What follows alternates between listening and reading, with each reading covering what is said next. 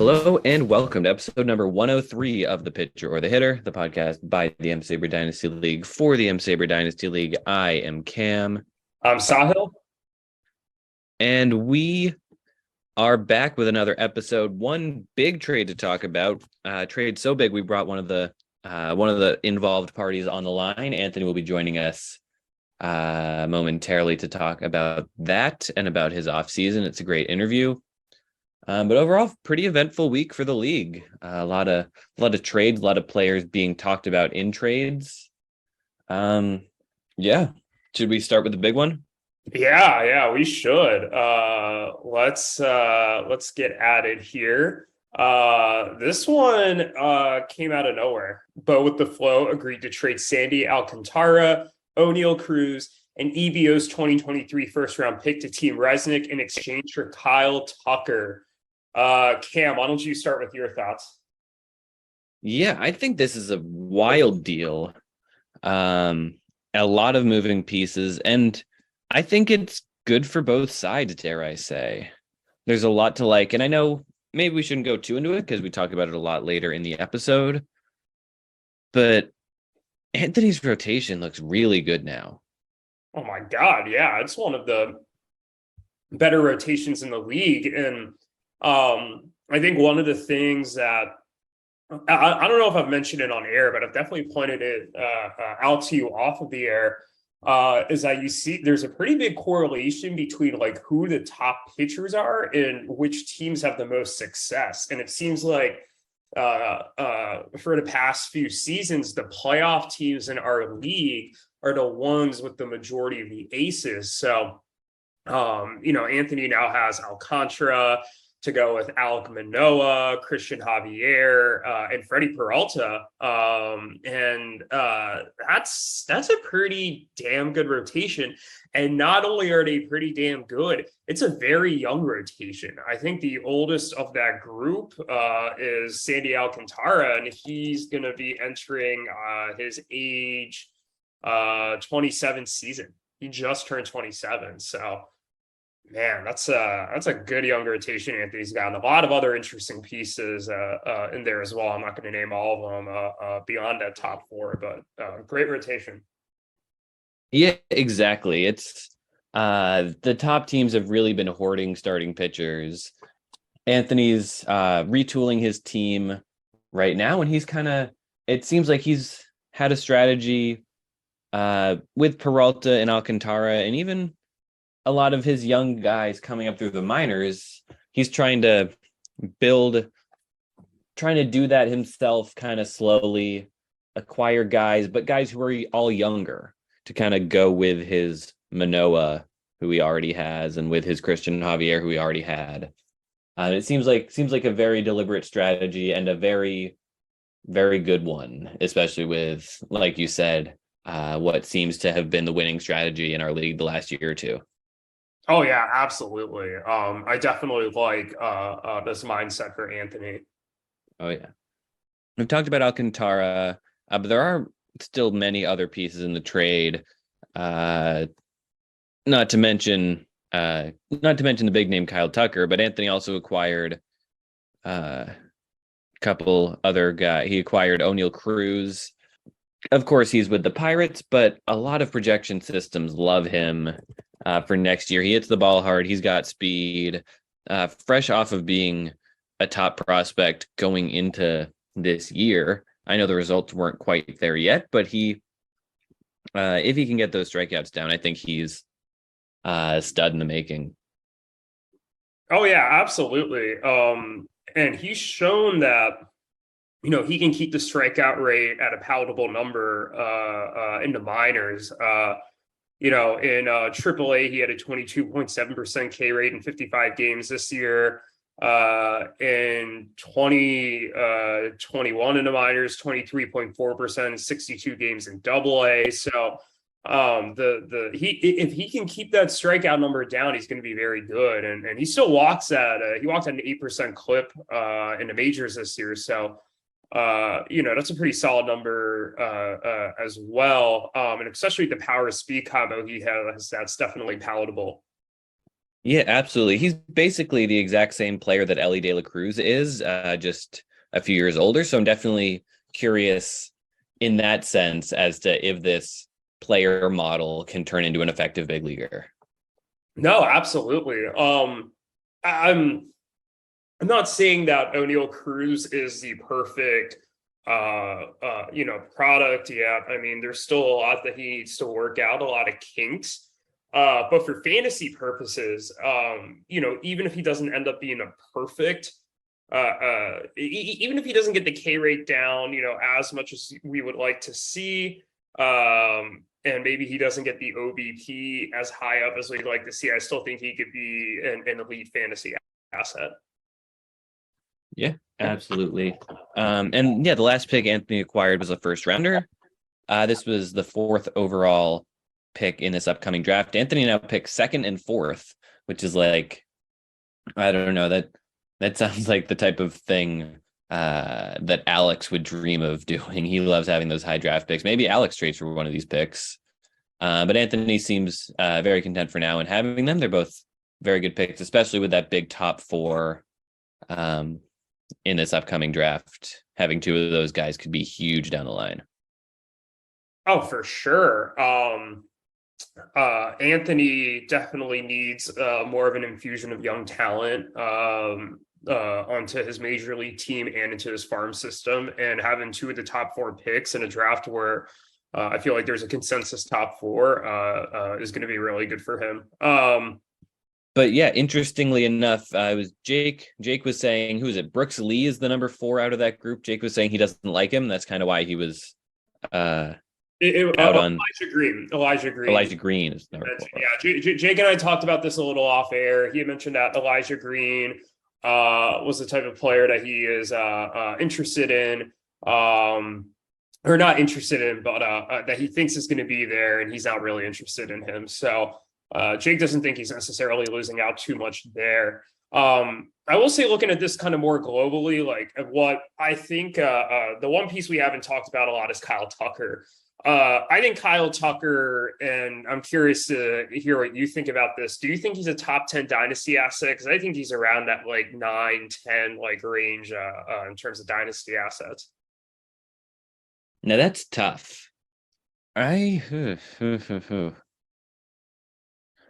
I think he probably could be. I think if not, he's definitely like he's definitely close. I'm trying to think of other guys. Here's a question for you. Would you rather have Kyle Tucker or Ronald Acuna in a dynasty league? I would say Ronald Acuna. I think he's still the more dynamic talent. Even with the injuries? Yeah, I think you give him a full off season, which he did not have last year, right? I mean, he's already showed he almost had that 40-40 season. Let's see if I can pull up the exact numbers that he did finish with. In 2019, he finished with 41 home runs and 37 stolen bases. The highest that Kyle Tucker has ever finished in a season in both of those categories is 30 and 25. So not only that, Acuna has done it with consistently higher OBPs. Acuna's lowest single season OBP was 351 this year, obviously affected by the injury. Tucker at a 330 this year, and his highest is a 359. So give me Acuna every day. It's not to say that Kyle Tucker isn't good, but I think Acuna is just that special of a talent. Yeah, I think that's fair. Kyle Tucker is Preston Tucker's brother. I didn't know that. I did not know that either. Preston Tucker, former Cincinnati Red, part of the Adam Duvall trade. It's funny because when I saw Cole Tucker signing today, former Pittsburgh Pirate and now Colorado Rocky, I was like, I wonder if they are related. But fun fact, did you know that Cole Tucker was dating Vanessa Hudgens? Yeah, wow, good for him. Yeah, I don't know if they're still dating, but at least that's what it's good for both of them. So I hope she likes Denver.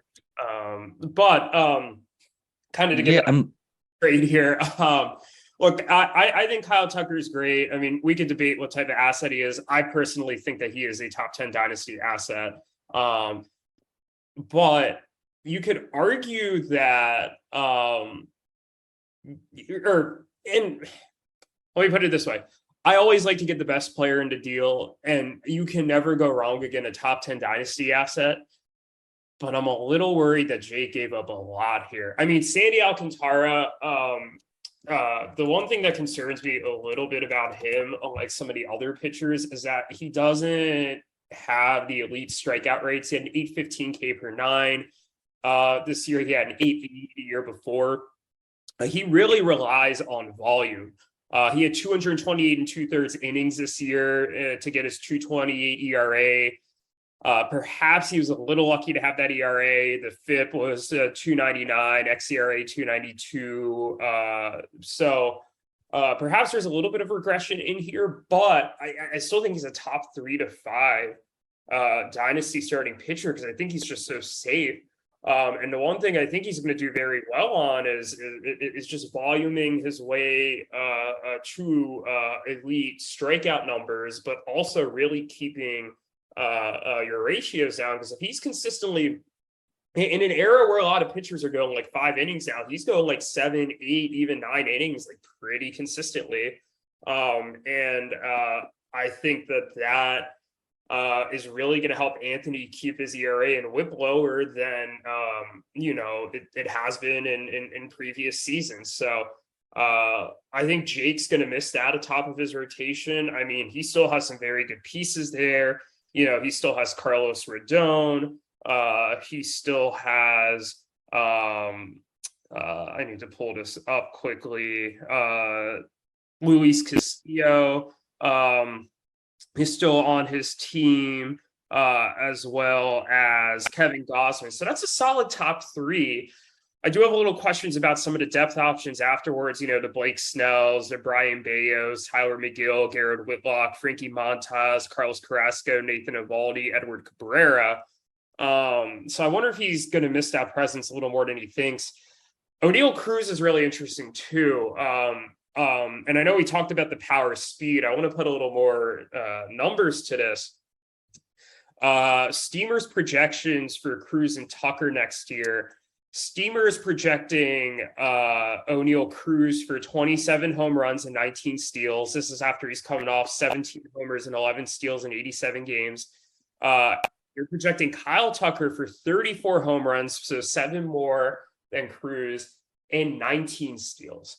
So the same number as Cruz. And I get it, like Tucker's projection comes with a lot more home runs RBIs and runs, because he's in a much better lineup in Houston than Cruz is in Pittsburgh. No offense to you, Carlos Santana. But I wonder how big of a difference it's going to be when it's all said and done. And I think Alcantara more than makes up for that difference. And then on top of that, you're adding the 4th overall pick, which even if Jake doesn't like the players who he thinks are going to be available there, that pick still has a lot of value. I'm just wondering if he gave up a little too much. As it stands, I still think it's a win-win for both sides. I think Anthony got a lot of value in breaking up one elite piece into another elite piece and 2 very, very good pieces. And I still think Jake got the best player in the deal. It's hard to fault him for that, but I wonder if this is going to backfire on him. So I have a question for you. Without looking, what would you guess Kyle Tucker's OPS was last season? I know his OBP was like 330. I'm guessing the slugging percentage was around like 5. I'll say like an 850 OPS. 808. 808. Ooh. Yeah, that's not amazing. I would have guessed like high 800s, maybe even low 900s. 808 is shocking. I was shocked.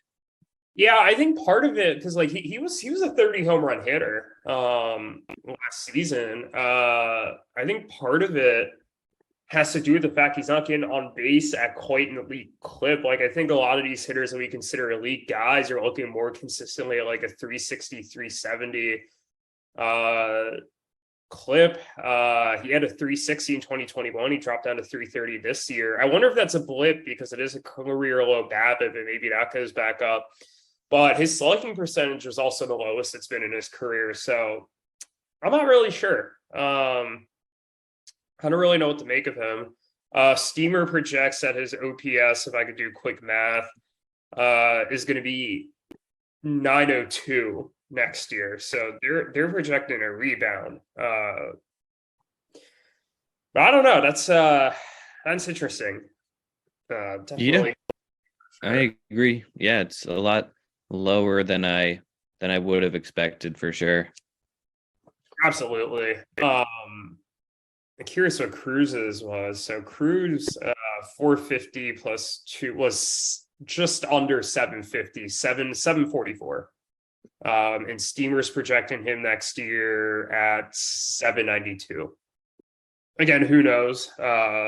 He's a great young talent here, so maybe that projection is a little low. Maybe it's higher, but I mean, it could also be a lot lower. So a lot of variability there with them, but either way, I feel like you could argue whatever Anthony gets from O'Neal Cruz in that fourth pick is just gravy. And like, even if this was just a 1-for-1 deal, like while I think Anthony would have lost in that case, like Alcantara is still like a top 25 dynasty asset, and hard to go wrong, especially with the emphasis that the elite teams in this league are putting on high-end starting pitching. So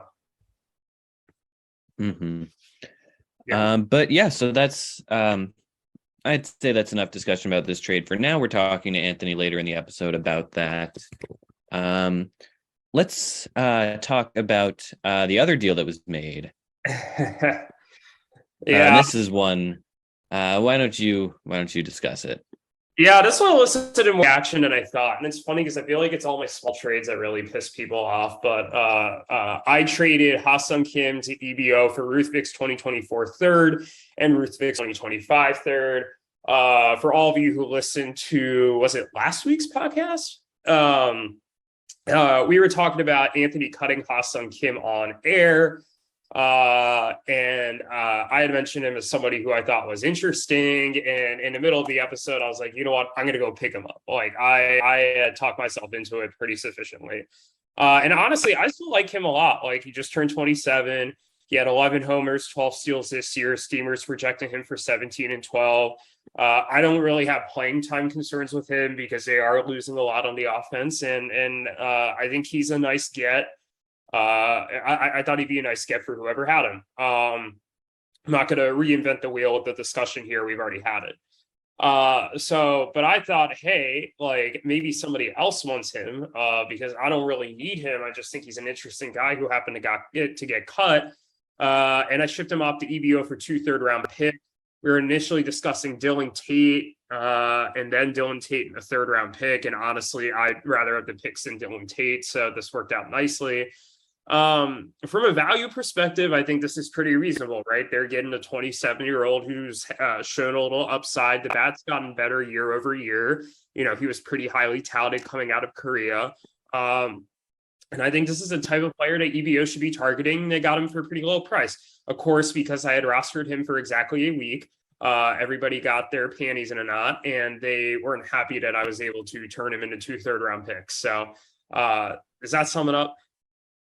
Yeah, I think the issue is you had him for a week. You picked him up off waivers, and then you were able to trade him away. He was just on waivers. Sure, he has value in a bubble, but like he has less value.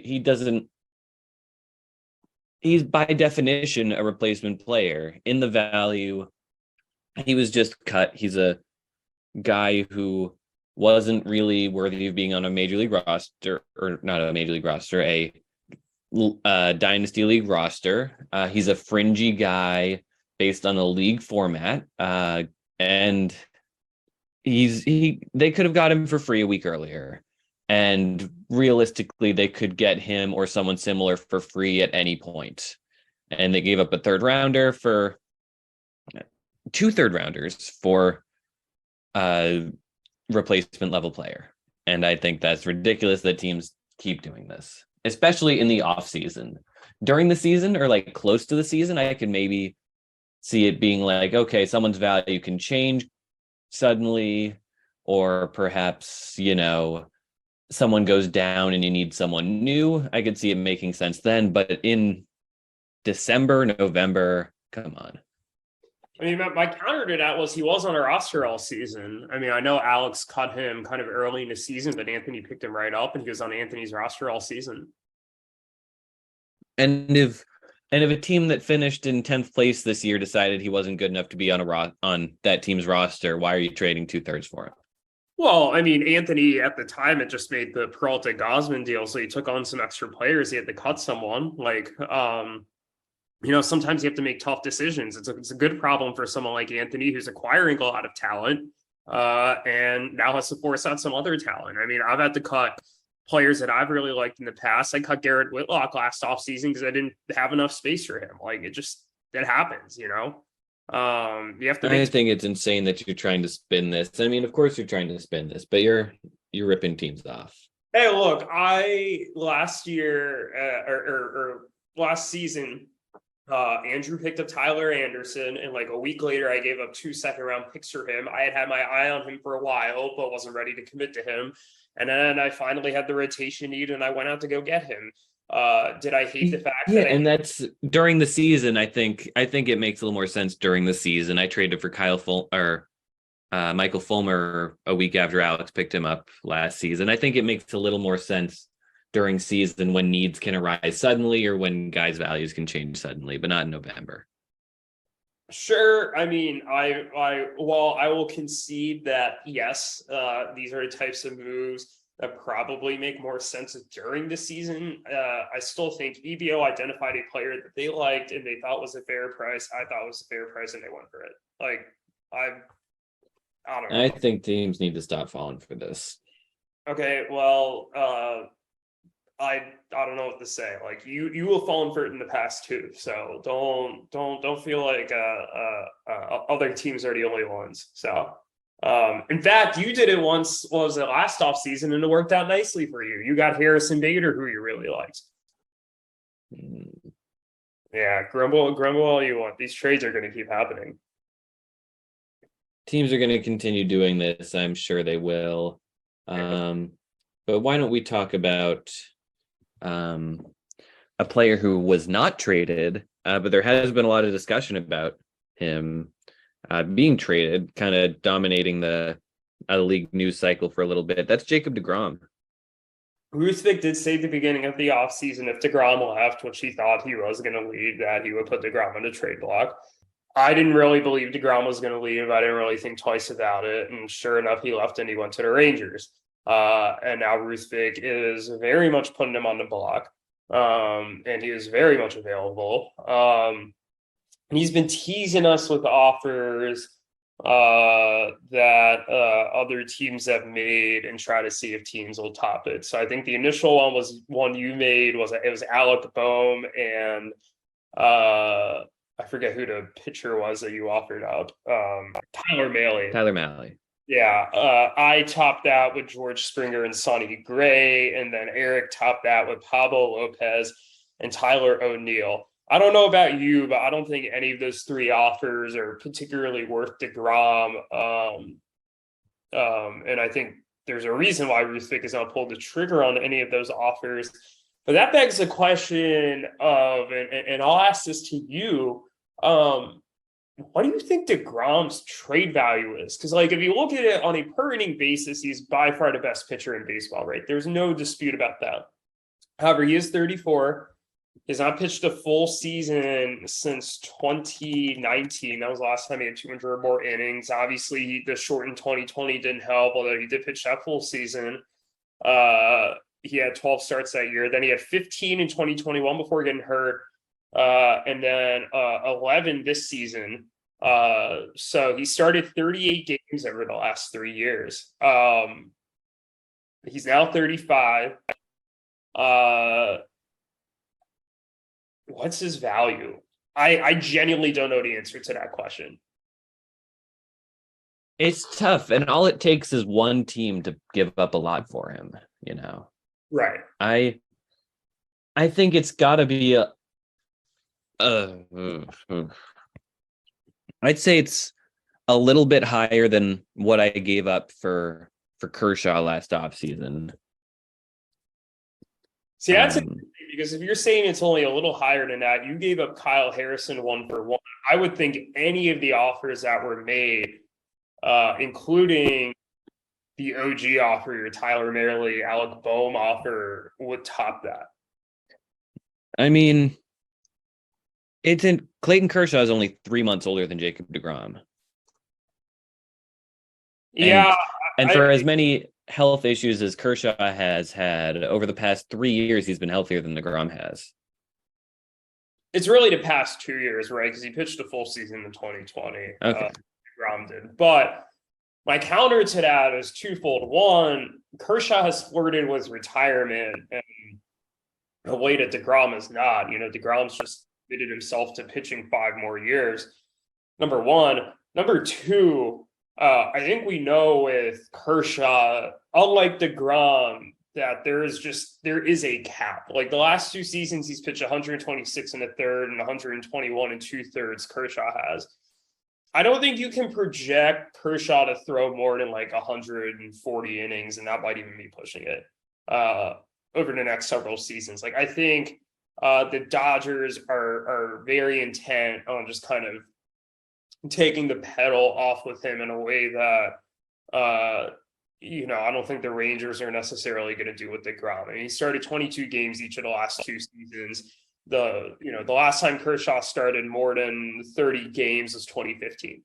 I think at this stage of his career, he is like deGrom, elite from a per innings perspective, but not quite as good as deGrom there. And I think there's also less of a ceiling in terms of the innings he's going to be able to pitch. And he's got a back injury too. Like back injuries are tough to manage. Whereas like deGrom, before 2020 hadn't really missed any significant time with injury other than 2016, he only made 24 starts. I guess, but I don't know. I think Kershaw's proven that he's, despite the injuries and even through the injuries, been able to be a very good pitcher. And even, I guess, quality-wise, he has declined very gracefully. And I think he's proven that he's having a graceful decline even with the injuries. Yeah, I mean, I think that's fair, but I guess it turns to the question then, if you think Clayton Kershaw for Kyle Harrison, and we're looking at Kyle Harrison where he was last year, and in fact, I think his value might be up now from where it was last year, if anything. But if you're looking at that trade and you're saying that deGrom is worth a little more than that, are you saying that Pablo Lopez and Tyler O'Neill is not at least a little better than that? Now, that's interesting. That's definitely a lot better, no doubt about it.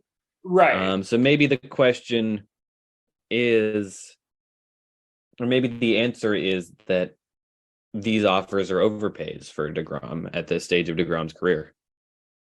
Right. And I don't think there's a right answer to the question, right? Because I think you can make the argument both ways. From Ruth Vick's perspective, I understand Jacob deGrom has been literally the best pitcher on the planet, for the past several years. Yes, he has dealt with some health issues, but the upside is undeniable. And there's no reason to think that, he just signed a 5-year deal that, yes, he's 34, but, he is going to pitch for several more years. Obviously we are all looking at the downside of, a pitcher who's going to be 35 and is coming off of injury issues. And he could point to someone like Verlander, Scherzer, or whoever, who maybe dealt with some injury issues and they've been just as good, or in Scherzer's case, not really injuries, but, age. So, I see the argument both ways. I just wonder then if it's going to come down to Ruth Vick values deGrom more than anybody else does because of the Met connection, and because he is one of his own players. And I think it's a well-known fact that, people tend to overrate their players. I forget what study or whatever did that, but, I think it's just human nature. Do you think he actually trades deGrom?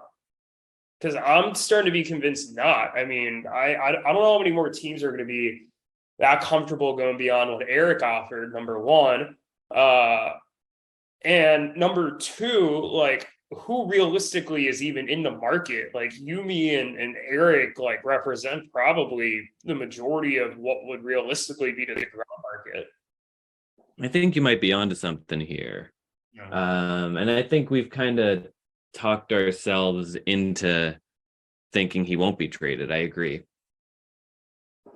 Yeah, I mean, I don't either Ruthvik's price has to drop a fair amount, or the price or there has to be some good news about the Grom, like you see him throw in spring training and you know somebody's willing to buy back and they think he's like fully healthy. I'm not convinced. Let's put it this way. One of the podcasts I listen to always talks about sometimes like you have the right kind of process, but the wrong, unfortunately, the wrong result happens. I think one could be right in having the line of thinking that, hey, he's a 35-year-old pitcher coming off a major injury. Like, I don't want anything to do with him. And maybe he will end up surprising us. Or not even a surprise. I wouldn't be surprised if he throws 180 very solid innings, but if he throws at 180 elite innings and it's not on my team, so be it. I think a lot of people might have that process, which I think is a very valid and honestly, you could argue the correct process, but because it's Jacob deGrom, he could just go off and just like, so be it. And I think the going off and so be it part means that he's on Ruthvik's roster and doing that. Yeah, I agree. And I think it is worth pointing out that deGrom's elite phase, his ceiling is like above and beyond any other pitchers. Even above and beyond Pete Kershaw's peak deGrom is tops that.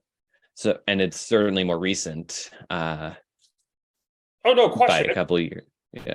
He had a 108 ERA in 2021 before he got hurt, and that was like a 124 FIP. Like that was he was deserving what he did. He had a 213 FIP and a 154 xFIP this year when he pitched. Like he is elite. Like from a talent perspective, I have no concerns about him. The least amount of concerns I have about any pitcher. It's all to health. Absolutely. Yeah. The one team I could see maybe upping their offer a little bit, I think you and I are a little more risk averse, right? If we're talking about the market here. And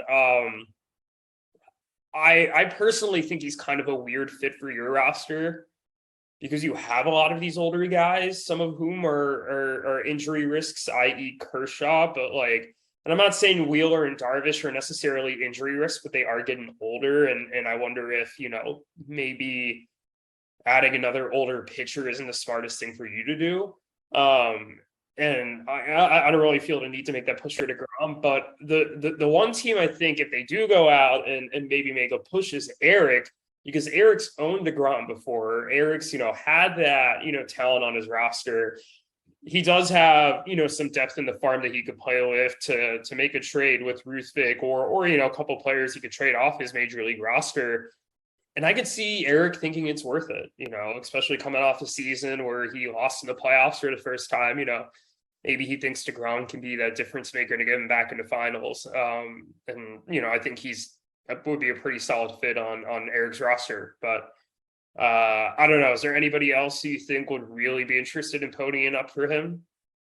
No, I think it's probably Eric's race to lose. I'm not really sure who else. One would have the interest, but also the capital to give up what it seems like Ruthvik wants. Yeah, exactly. I mean, he's looking for a major league pitcher and a major league hitter. I don't really know if he has the pieces or, who has the pieces to go and really swing that. If there weren't no injury concerns, yes, I'd say absolutely. People would have the players to swing for that and would be willing to give that up. But with the injury concerns, to give up an above average major league pitcher and major league hitter, it can be a hard sell. I think one team to watch out for and I kind of alluded to this in the chat the other day, was Connor, because Connor has Justin Verlander. Verlander's now a Met. I know Verlander's a little older. Ruthvik in the chats has seemed to indicate that he has no real short-term concerns about deGrom. I think he thinks that he can get at least a couple of elite years out of him. And I wonder if with Verlander's age, that's the type of asset that Connor might feel a little more comfortable giving up as one of the pieces, pairing him with a hitter that might be of interest to Ruthvik, and being able to land deGrom, especially if he thinks that deGrom could give him, a longer stint of elite production than Verlander can. So, like, just to throw out some hypothetical names here, Justin Verlander and Byron Buxton for Jacob deGrom. Who wins that deal? I think Ruthvik would win that deal. I think it's close. I'm not that big on Buxton, so maybe that's just me. There's a reason I threw that name out, but I wonder if there's if Anthony still had Santander there, I think he would have been a good name to have thrown out there. But all right, here's another. I'm not going to go through the whole gamut, but there's one more name I wanted to throw out here. Justin Verlander and Alex Verdugo for Jacob deGrom. I think Ruthvik might still win that one. See, that's I don't know. I'm not as high on Verdugo as I was going into 2022. That's for sure. Yeah, I'm not either, and I wonder if Verdugo is just kind of like a bigger name at this point. Obviously being an Mookie Betts skill top prospect in the Dodgers system. He had 11 home runs and 1 steal this past season in 644 games with the 328 OBP. Like, he's not very good, but he's a young outfielder. He was better in 2021. Feels like the type of guy Ruthvik could target, given he needs offense. I don't know if Ruthvik and or Connor are listening to this. Hey, maybe we just helped you make a trade. I don't know, but. Maybe we did. Yeah, maybe we did. But yeah, I think that's it on Verlander, or not Verlander. I think that's it on deGrom, that at least that I have, unless there's anything else you want to add. Yeah, that was all I had. And I think that was all we had in general. Are you ready to bring on Anthony? Let's do that in a second. There's one thing I wanted to shout out quickly. We just recently had the anniversary of one of our biggest trades in league history.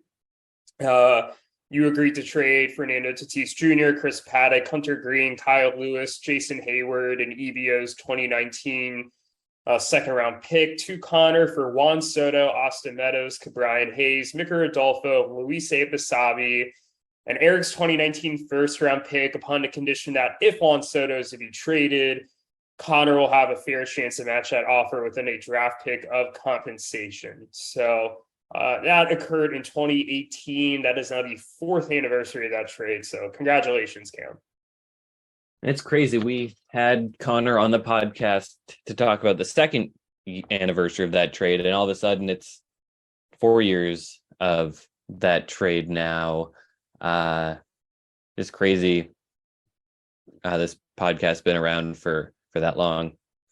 Yeah, it feels just like yesterday. And I mean, like 2 years. I mean, we ended the 3rd season, all of season 4, all of season 5, and we're going to be approaching season 6 here soon. And we are still on giving you episodes weekly here at the Pitcher to Hitter, and we appreciate all of you that listen to our great podcast. Yeah, and with that in mind, let's bring on one of our listeners, I hope he listens, but at the very least, one of our league members. Here's our interview with Anthony. All right, I'll see you on the other side. You wanna know by now who needs a house out in Hackensack? Is that all you get for your money? And it seems such a waste of time, if that's what it's all about. Mama, if that's moving up, then I'm moving out. All right, we are back now, and we're excited to bring on Anthony Brown, co-host or sole host, rather, former co-host, now only host of Team Resnick. How are you doing today, Anthony? I'm doing good. Thanks for having me back on. Yeah, of course, you're on kind of an every other year playoff cycle. You missed it year one, made it year two, made it back in year four. So I guess I just want to be the first to congratulate you on making it back to the playoffs in 2023. Yes, thank you. I think it's a bit of a stretch, but you never know. Stranger things have happened in this league. Yeah, it certainly would be less strange than the run Yuki had this year, and especially since you just made a trade that we both really like a lot, and that's basically what we're here to talk about this week. Let's run down. Sahil, do you have it pulled up? I don't. What are the terms of the deal? I do have it pulled up. This came out of nowhere. But with the Flow has agreed to trade Sandy Alcantara, O'Neal Cruz, and EBO's 2023 first round pick, which is fourth overall, to Anthony in exchange for Kyle Tucker. Yep, big trade. Tucker was one of the players who had been on your team for its entire history. I guess first and foremost, how'd this trade get started? Who initiated it, and how'd the negotiations look? Jake was the one who reached out first. Jake's been trying to get Kyle Tucker pretty much ever since Jake has joined the league. Every year there's been a couple of times a year where he'll reach out and ask if Tucker's available, and I always turned him down. And actually, a couple weeks before the trade happened, he asked again, and that ended up turning into the Kevin Gausman deal. So I thought that was it for Jake asking about Tucker this offseason. But then, a couple weeks ago, he reached out, and he didn't even ask if Tucker was available. He just came out right away with the offer. And it was the offer that I ended up taking, which was, Alcantara, O'Neal, and the fourth overall pick. And I always thought that I was gonna keep Tucker. He's obviously a great hitter, and he's really young still. And my team doesn't have too many great hitters, but I saw the offer and I knew right then, yeah, I can't turn that down. It was an insane offer. So I took a couple hours to think on it, look some stuff up, do some research, and I told Jake, that looks good to me. Actually, I'm good to announce it if you are. And so yeah, it was not pretty unexpected, but it really worked out pretty quickly. It shocks me just how quickly that went. I mean, this is one of the more significant trades in league history. And I mean, man, Jake just came right at it and you all came to the deal. That's awesome. It's always love to hear the negotiation stories. So but you obviously just mentioned that you felt like this was a deal that you couldn't turn down. Why was that the case? If you maybe want to discuss, the players you acquired and why you thought this move was, worth it for you. Yeah, so Alcantara first, he was the major part of the return. He just won NL Cy Young, and he was pretty high up in the Cy Young rankings last year too, I think. So he's come off two, really good years back to back. He's one of the few pitchers that goes deep into ball games nowadays, and he's still only 27 years old. So he's very good. He's still young. He should be good for a long time, which is good for a rebuilding team like me. And he doesn't get the strikeouts as much as some of the other guys, but just given how many innings he throws every year, he still ends up at the top of the strikeout list. So I have him as, a top 5 dynasty starter. I think most people would too. So I'm trading Tucker, who's a very good dynasty asset, and I'm getting, one of the top dynasty pitchers back. And then, he throws in O'Neal Cruz too, and that gets to me as a Pirates fan. I can't exactly turn that down. And, Cruz has some problems with strikeouts, and he doesn't have a great OBP or batting average or anything, but that power speed combo has potential to be just as good as Tucker one day. Oh yeah, I know Zips projections love Cruz. for next year. Yeah. Then what was the last piece? The pick. Oh, the pick, the fourth overall pick. Yeah. And you throw that in there too, and that's essentially a guaranteed like top 50 prospect coming out of the draft. And so, for a rebuilding team like mine, that's extremely valuable too. Oh, absolutely. And now you have the both the second overall pick and the fourth overall pick. And I know a lot of people are saying there's kind of a consensus top 4 prospects.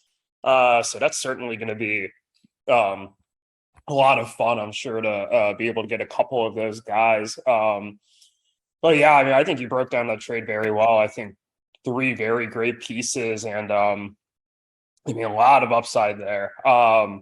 Cam, is there anything else you want to ask about the trade, or do we want to kind of get into more of a general discussion here? Yeah, so maybe not about this trade, but you had said that Jake had in the past asked about Tucker. Had he made any specific offers beforehand, or was it more just general reaching out and you shot him down quickly? It was mostly general, just reaching out about him. He had offered a package around Gleyber Torres last season, Oof. but that was when Torres didn't have a great season last year, and so I shut that down pretty quickly. But other than that, it was mostly just reaching out. Hey, is Tucker available? Yeah, definitely a good call shooting that down. But yeah, I think this trade kind of is good to talk about in companion with the first trade you made with Jake. That's the Freddie Peralta, Juan Yepez, and Hayden Wesneski going to you for Kevin Gausman and Mason Wynn. This is one that me and Sahil both declared to be a win for you on the podcast. Why don't you talk a little bit about how this one came together?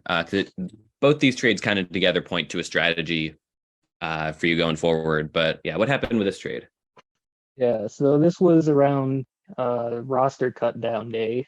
And so Jake reached out. Jake initially asked about Tucker again, and I turned that down at the time. But afterwards, he asked if I was interested in any of his hitters.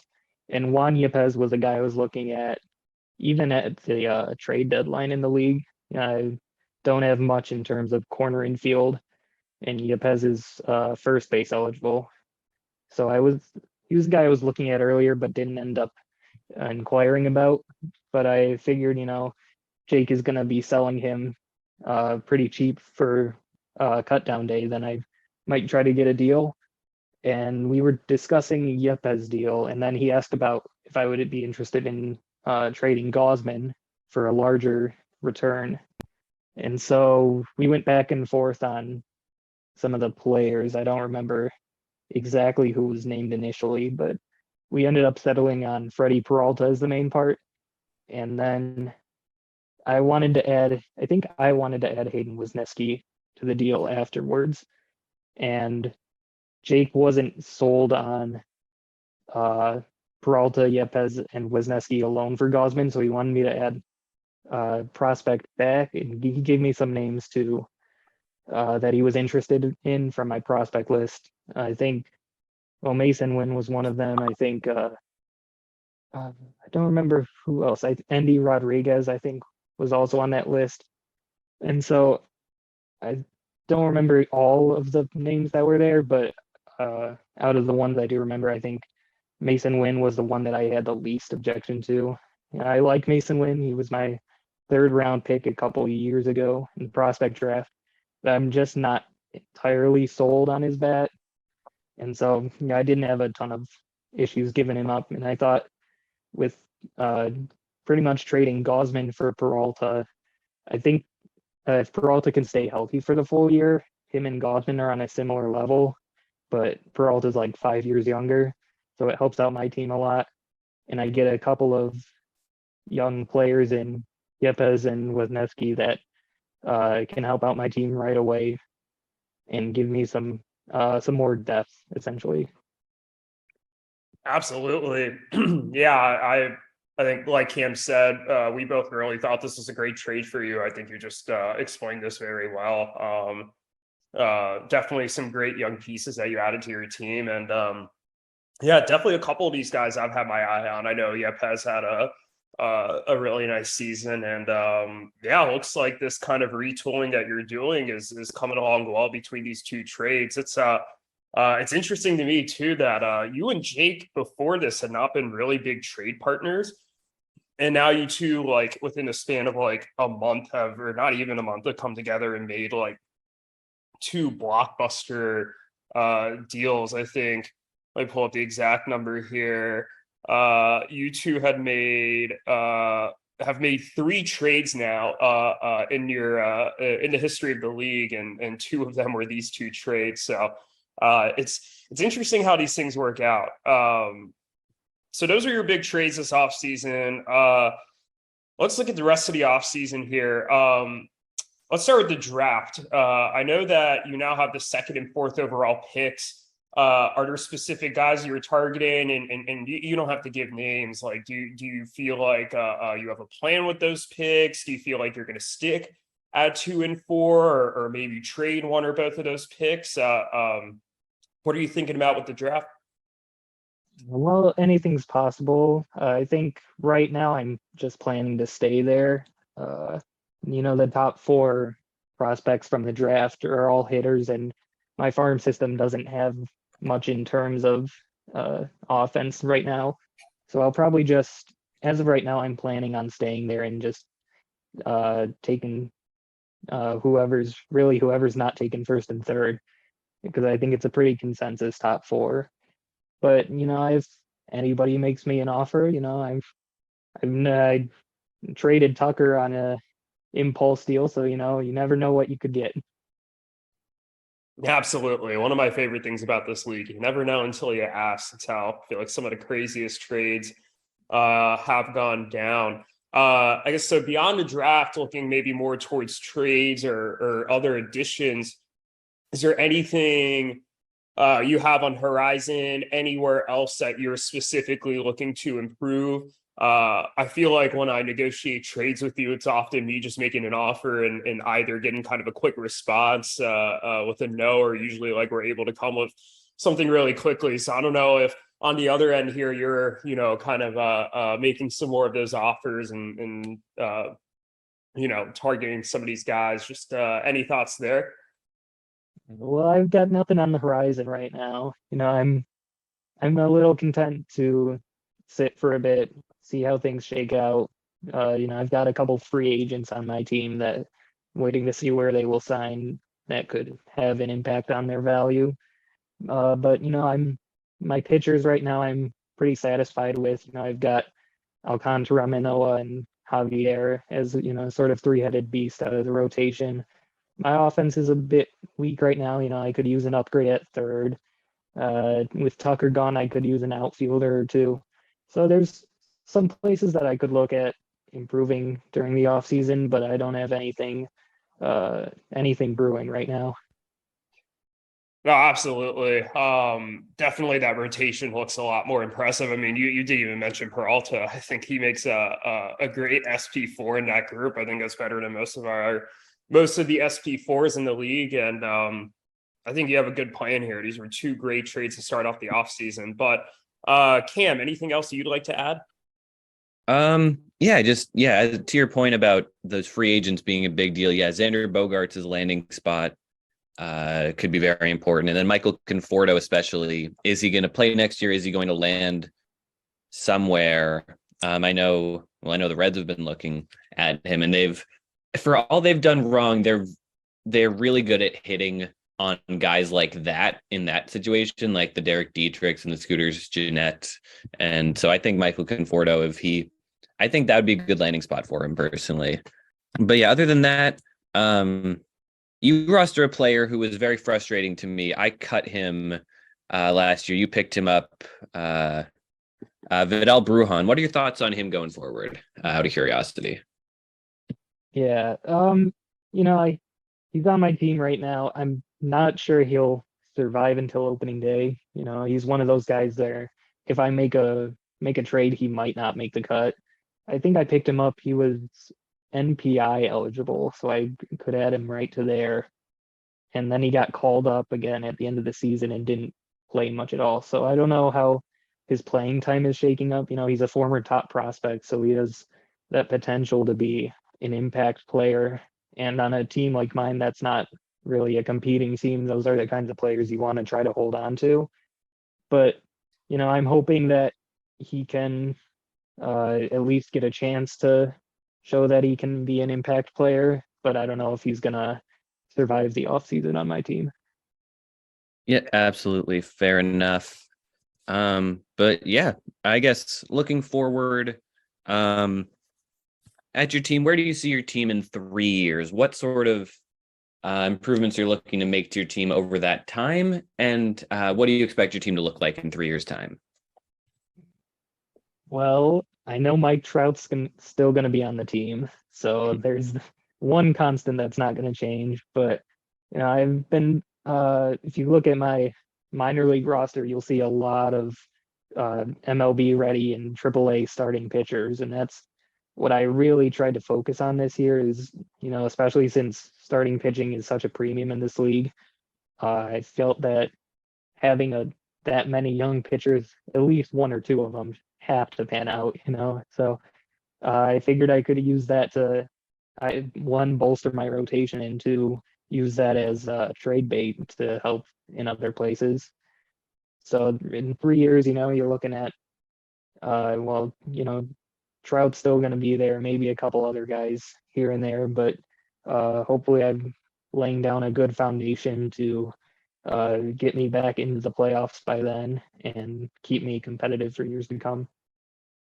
Absolutely. Yeah, I really do like what you've done with your rebuild. I don't even know if I'd call it a rebuild, more of like a retool, kind of bringing in young major leaguers and major league ready guys. But either way, I think you've done a really good job with it, and I could definitely see you back in the playoffs, back in the top 4 in the next couple of years. Yeah, hopefully. All right. Anything else? Any other questions, Sahil, that you had? I don't have any other questions. Is there any last thing you want to add, Anthony, before we sign off here? Just, if anybody needs a young starting pitcher that's prospect eligible, I have like 10 of them in AAA right now, so come and get them. We might be talking after this. Yeah, I mean, I'm looking at this right now. Matthew Liberatore, Hayden Wesniewski, Joey Wentz, Cade Cavalli, Nate Pearson. That's an interesting crew. And then even more. Oh my God, you have a lot of these: Gavin Stone, Brandon Pfaadt, Mike Burrows, Quinn Preister. Oh boy, yeah, this is a very interesting group of pitchers you have coming up. Man, you might be a pitching factory in the next few years combined with this top 4 you have. Oh boy. Yeah, I think I will. I'll definitely reach out. I'm sure other teams will as well. This is some great pitching depth. All right. Well, yeah, thanks again, Anthony, for coming on. It's been a pleasure. Best of luck this offseason and next season. And thanks to everyone for listening. Have a good night. I never know how to end these.